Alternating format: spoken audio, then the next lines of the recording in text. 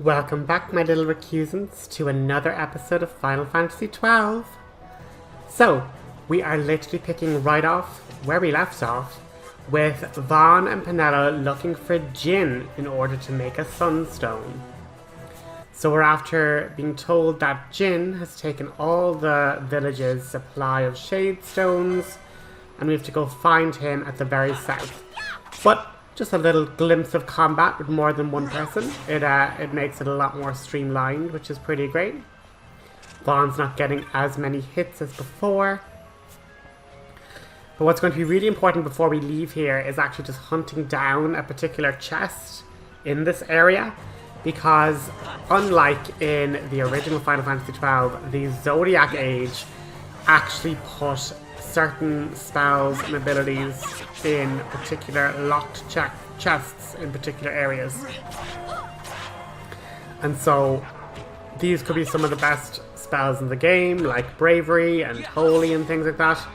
And while this isn't like the most game-breaking spell in the entire game, there is one here, and we might as well get it to have it rather than missing it later on in the game. And it is quite useful, and it's actually in that little nook of an area that I showed you there on the map. So we're just going to fight this enemy here, and we're going to just try and keep Vaughn's HP pretty high. And as it happened, like just as much as we were able to combo hits, certain enemies are also able to get like 3 hits, like you saw there with the snake.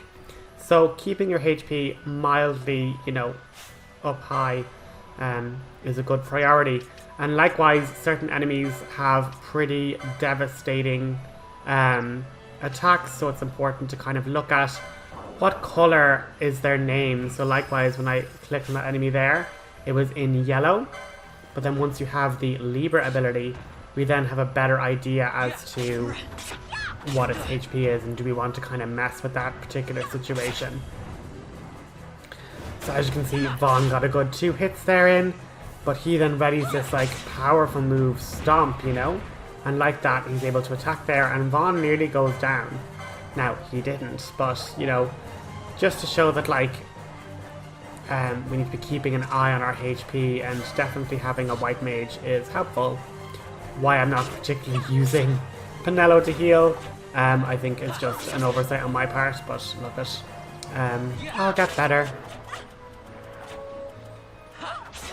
But yeah, even like with these situations, like the mobs can get fairly dangerous, so just make sure even to get Penelo to heal herself so Vaan can keep on attacking. But I always feel like Libras are a very, very handy thing just to have on your party leader in general.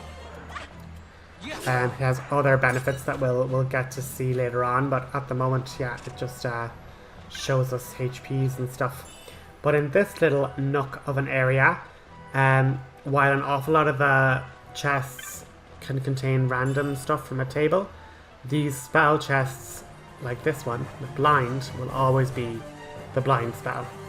And it'll only appear there as the blind spell, and once you've collected it, it won't reappear. Whereas if we went and circled back to Rabenastre and came back out to the Giza Plains, the chests that we've gotten like potions and gil from, they'll have respawned and potentially have different loot depending on what we roll on the loot table. But we have now found Jinn, and he's basically explaining that there are these big glowing stones, and if you go to the dark crystals, you can use a shade stone to absorb the sunlight, and it will transform into a sunstone. And basically there's 4 of them. They all give a varying amount of sunlight, so you might have to go to 3 of them, but not all 4 basically. So that's going to be our next little quest. We're going to just run around and collect sunlight into these shade stones, and we have a little bar there, and when that gets to 100, our job is done. So please leave a comment, like if you want me to like painstakingly go through each area, or is it alright to kind of cut and splice in the little bit of grinding as we go. I want to know what you, the audience, want to see from this series, just because Like in 10 and 10.2, I typically just turned off the encounters because I grind it all off screen. But this is obviously a bit more of an engaged battle system, and the fights can just be a little bit more entertaining to watch once we get to later levels. So if you don't mind the grind, or you rather just getting a little montage of like, yeah, we killed these particular enemies and now we've moved on kind of a thing, just let me know. But what you'll see later on in this episode though is that I will definitely be showing you the hunts. Like there are other hunts besides the rogue tomato, and those are obviously more interesting fights. So I'll definitely be showing you, this is where you get the mark, this is where you talk to the person to start the mission, and then this is where you fight the monster and how that went, you know? But it is nice to have Penelo around as an extra party member, doing a little bit of extra DPS and whatnot. And we're going to just activate the second dark crystal to absorb sunlight into our shade stone. And now we're up to 74%, so we're like nearly there. And I just was checking up on like the equipment and whatnot. Just showing you guys what Penelo is wearing.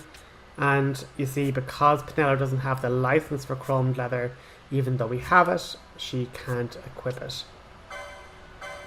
And that's going to kind of be the balancing act of this series is, do we level up stats? Do we level up like items? So like that, we buy the license for light armor 2, and now Vaan can wear that item we got. And likewise, we could then find a really awesome weapon, let's say, like the Assassin's Dagger. But unless Vaan buys the license, it'll just be sitting in our inventory because we won't be able to capitalize on it. But there's also passive abilities like Martyr and Magic Lore to increase like your magic, you know, power and increase your stats like HP and stuff. So like getting those early is also beneficial, but you're then missing out on the weapons and the armor boosts that you could be getting, which obviously also is an increase to your stats. So it is just it's a balancing act, you know. It's trying to figure out, okay, what is the best course of action or way to develop that's going to yield the best results, you know. But what I will spoil, well, I suppose the title of the video is going to spoil it anyway.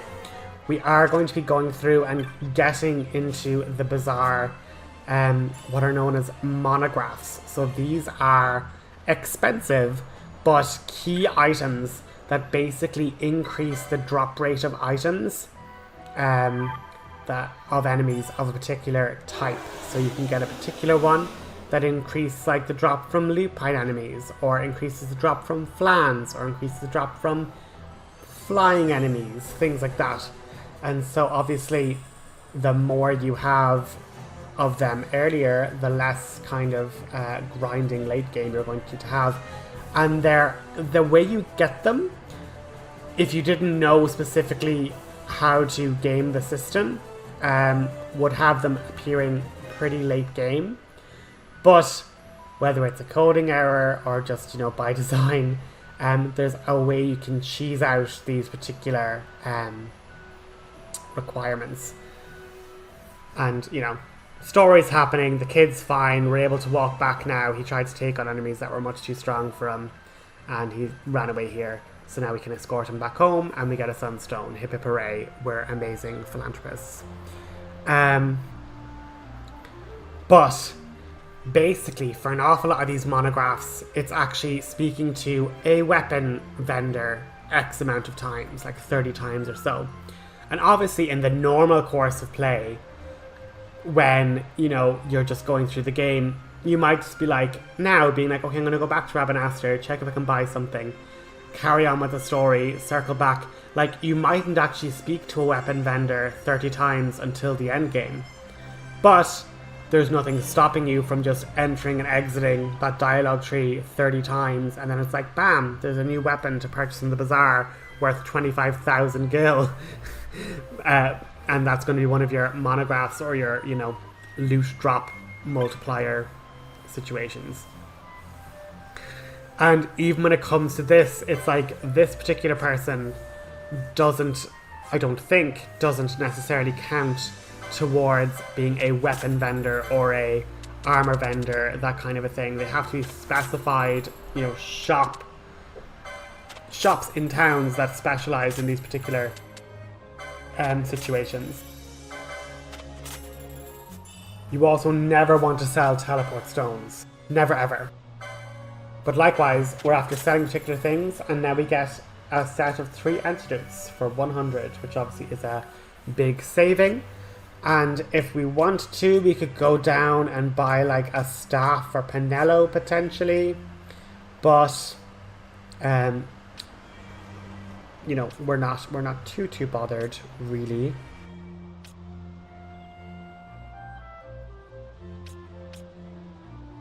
But just going down to show, okay, there's heavy armor 1, light armor 2, that kind of a thing. And we can also buy a bangle, which when we equip it will give our characters auto Libra. We don't have to keep recasting it or anything like that. But likewise, we have 1000 here, so now it's like, okay, well, let's get Cure, let's get Line Net, which like cures darkness. And then, you know, our fire and our slow, and unfortunately then we can't afford the dark spell. But we can obviously circle back and try and sell something. Or just go out and get a bit more loot from the Giza Plains and then circle back. And here is where, you know, I'm kind of looking at Vaan's licenses and I'm like, okay, do we get the daggers or do we just go straight for, you know, the 40, you know, license point cost for, you know, getting an extra 100 and something HP seems massive. And here you'll see, right, when our defense gets boosted, our HP also gets boosted. So that's where all these different stats link into other, you know, elements of your character's overall stats and, you know, abilities quite nicely. But we're going to get the magic lore for Penelo just to help give her healing energy that bit more of a boost, because magic power stands for, you know, the strength of your spells, whether it be, you know, white magic or black magic. But after a quick little montage, and we even get a cotton cap as a rare drop, we're going to then sell, you know, our other bits and pieces, our wolf pelts, our fire stones, our tan hides, our water stones, and we have then more than enough money to buy the dark spell for 500, which is very nice. And that's kind of what we're going to be really doing. We're going to be trying to max out and buy out, you know, all our spells and all our techniques and stuff like that. So we just have access to everything that we can. And now we're back to Rabenastre. And essentially, we're now going to go on that little bit of a hunt for those monographs in order to help us get a better drop rate on our bits and pieces. Because we're going to want to go to... Do I go to the weapon shop first? Get in, loser. We're going shopping. So we're into the weapon shop first. And we're going to need to talk to him. Sorry, we're going to have to talk to the weapon shop owner 30 times.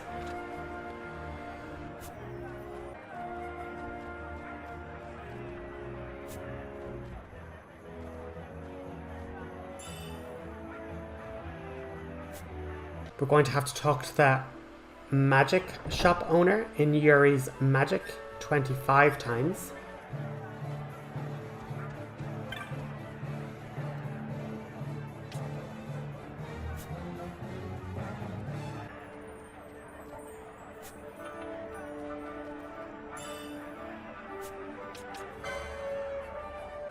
We're going to have to talk to the armorer in the protective shop 15 times.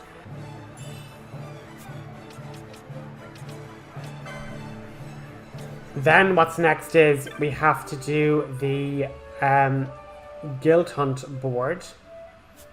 We're going to have to do it a total of 40 times. So just count it as you're going in and out.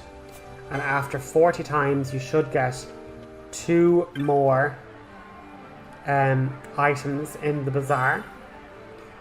And then we have to talk to any shop owner 100 times.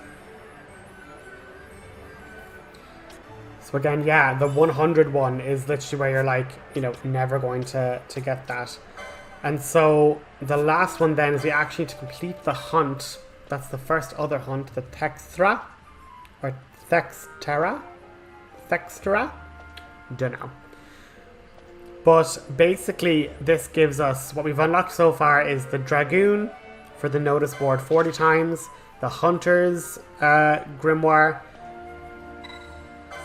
that's going to be this one. The Hunter's one is from speaking to Ghastly and finishing this hunt. But then we would have gotten the Knight's Grimoire, or the Knight's Monograph rather. That's for the weapon shop. The Mage's Monograph is for the magic shop. The Forgotten, or the Sage's Monograph from the Forgotten Grimoire. That's any shop owner 100 times.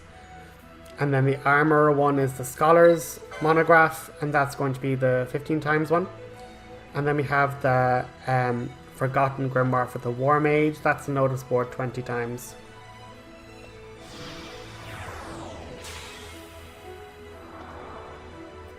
And the Dragoon is the notice board 40 times. And then the Hunter's one, we're going to have to do Ghastly's quest. And that's in the Wester Sands, which we've never been to before. So we are looking forward to that. So I was just checking on the map, and we just have to literally sneak along the bottom and over to the Wester Sands then.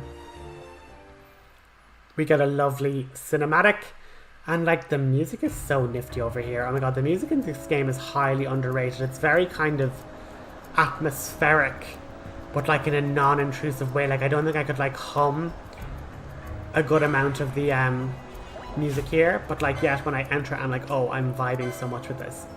But here's our Thextra, and we're going to just have Penelo attack the other wolf to kind of thin the ranks, as it were.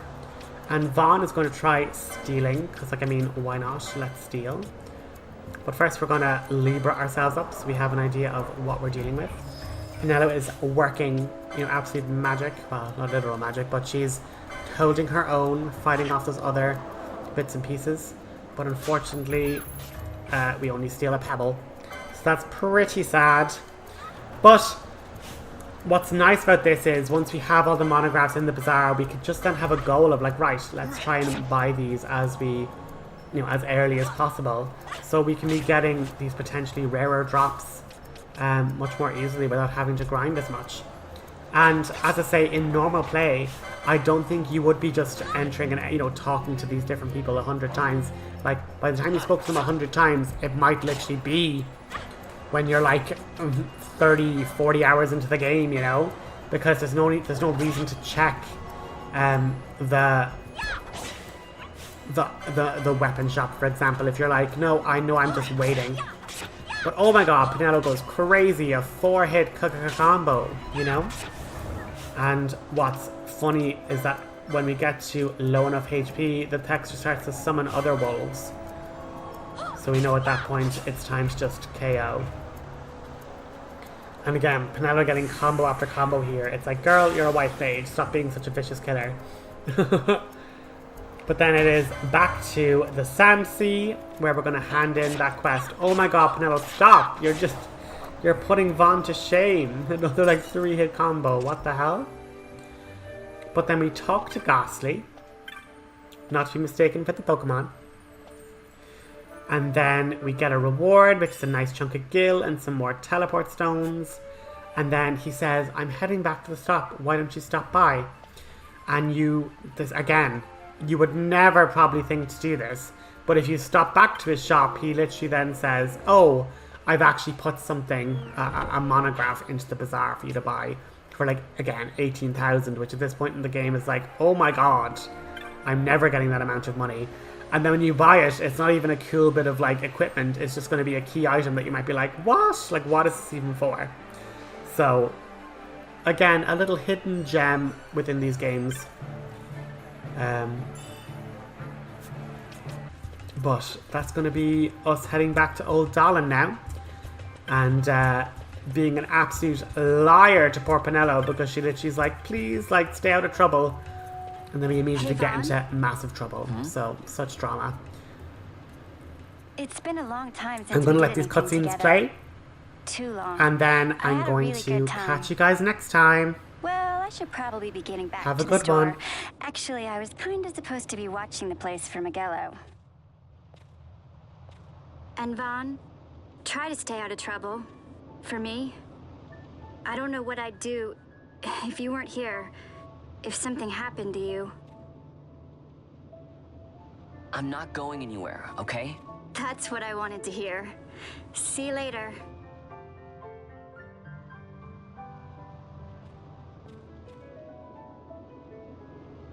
Sorry, Penelo.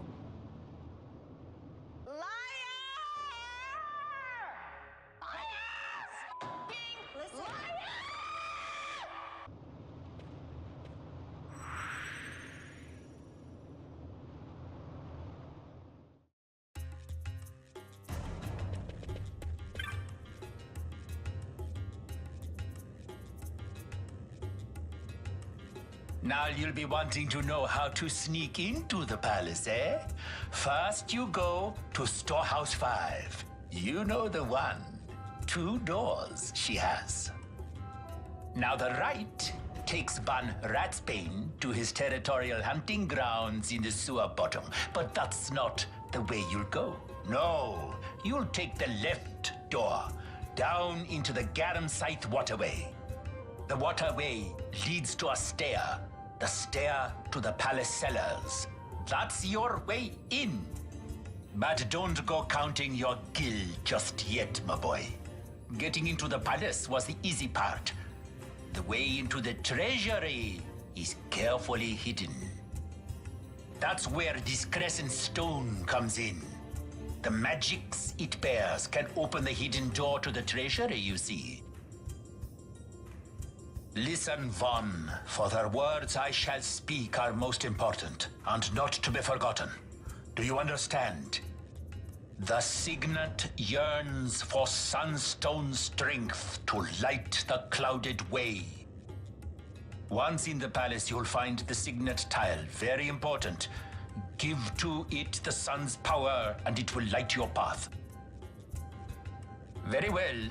Oh, a warning. Be aware that if you're caught, you'll spend the rest of your short life rotting in the Nalbina dungeons. So, look sharp, my boy. And don't go running off before you're ready. Plans freshly hatched have a habit of tumbling from the nest straight into the hunter's stew pot.